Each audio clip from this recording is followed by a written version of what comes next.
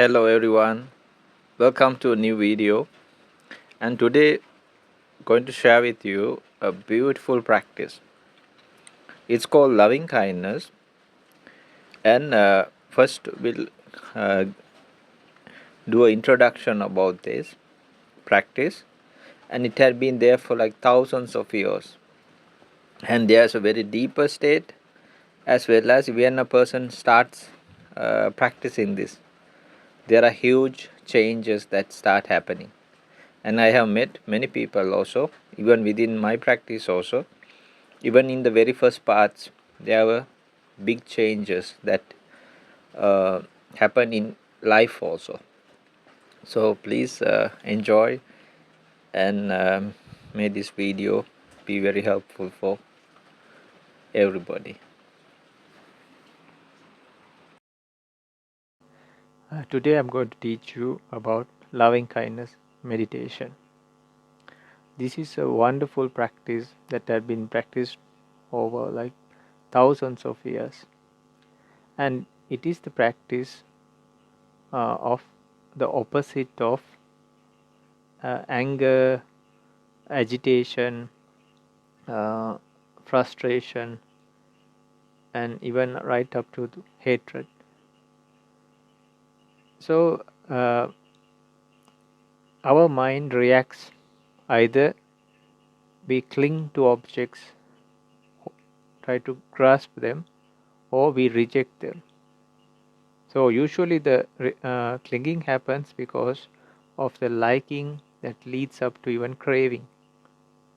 But here it is the opposite of rejection. So in a very, very subtle way, it is the rejection that happens in the mind. But the thing is, the mind has a tendency, like tasting a bitter uh, fruit. Some people like that taste, even the bitter taste. Some people like it. The mind also actually savors it and flavors it. So uh, by savoring, what happens is the anger actually, though we say we don't like it, we feel gross, we feel harsh and very uncomfortable, but actually the mind savors it. So this is an antidote for anger and all the mentioned right up to hatred. So talking about this, in ancient history it is said, even in the times uh, where like the Upanishad or Vedic teachings were there, these were practiced, and these were one. This is one of the four, which is loving kindness, compassion, meditation, and sympathetic joy and equanimity. They are called the Brahma Viharas, the divine abidings, and these can lead up to jhanic levels, very strong, powerful concentration levels. And in ancient times, they used to do these practices, and it would lead even to births in the jhanic realms, uh, called Brahmic realms. So this had been practiced, and even people like Buddha, he used these practices to build very powerful concentration, and he taught his disciples to use these practices. So these were widely used in many, many traditions, and it is a very beautiful meditation. For example, in noted history, we can see like there were terminologies. In Brahmic and Vedic, it was said like Maitri, which means friendship. And then in Pali, it was mentioned as Metta, now which is translated into English language as loving kindness. So, for example, I'll tell you that in written literature, there was a time when actually some monks went to the forest to practice meditation. uh, there were beings in the forest, usually the beings that are not seen to our physical eye. And these monks, being very virtuous and all, they could not live above them. So they just thought like 1 day, 2 day, and then these monks will leave. But actually, it was a retreat. So the monks had to stay for a long time. So actually, these unseen beings started making like very horrific sounds and making visuals of things that are very scary, corpses and uh, disfigured beings and many kind of things. So actually, these monks, they felt the fear in them. So what happened was, they went back to Buddha, and Buddha gave them specifically a teaching regarded to uh, loving kindness practices. So then they went back to the forest, and when they practiced this, and there was even a sutta or a doctrine as such, then what happened was, these beings also understood there is no harm from these practitioners, and they started helping these practitioners. And finally, at the end of the retreat, it said these monks got enlightened. So there are so many benefits. To name a few, uh, a person can sleep very well.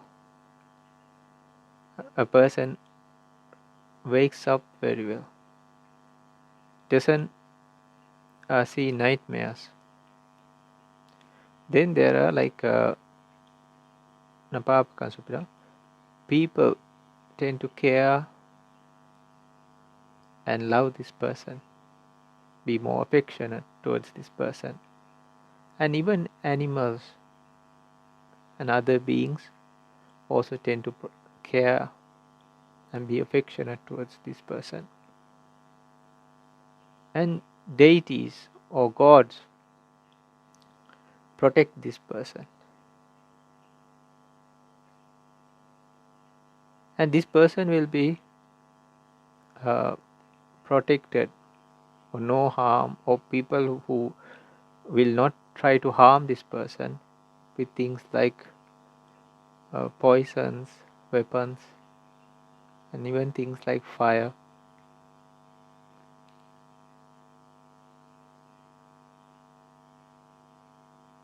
And the concentration starts to build very strongly. Even the facial uh, appearance of this person starts to become very pleasant.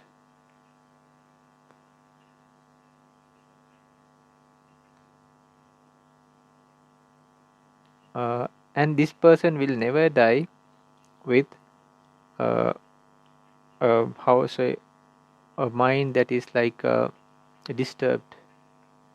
And if they don't reach enlightenment, they will if they have brought the mind states up to the jhanic state, they'll be born in the Brahmic world, or they will at least be born in a good place. So these are the benefits. So it's a beautiful practice. Even in the first stages, you start feeling very nice and comfortable, feel a warm feeling in within, and there's a gradual practice also to do about this, and which can take you deeper and deeper and deeper to bring very nice results. And that can be used even to go to the next levels of meditation by stopping the negatives of the mind, and then trying to go further along the path. So these are used by many practitioners around any kind of walk of life, even monastics and lay devotees. So I definitely uh, wish that you can take the maximum use out of this, and it's a wonderful practice. Even if there's not yet concentration also, we can start feeling the effects of that physically as well as mentally. And it is a very easy practice for anybody, even a child, to practice. So I hope you would enjoy your practice and get the benefits of this wonderful practice that had been there for thousands of years.